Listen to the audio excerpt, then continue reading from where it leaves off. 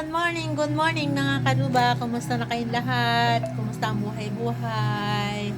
Lahat ba ay masaya, masiglal at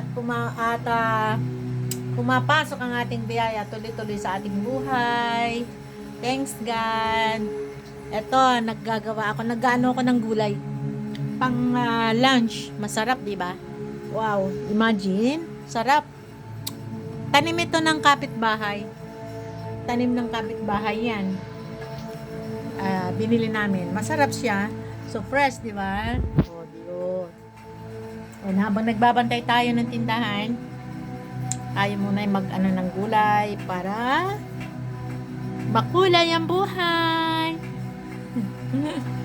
So, ito na. Ito. Sarap ang gulay.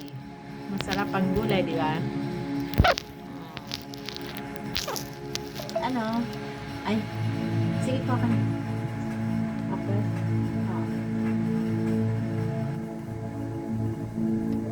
So, ngayong araw na ito ay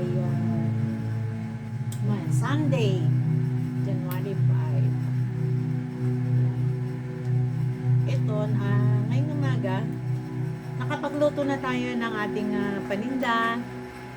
So, mamaya, lulutuin na lang natin yung iba. Konti na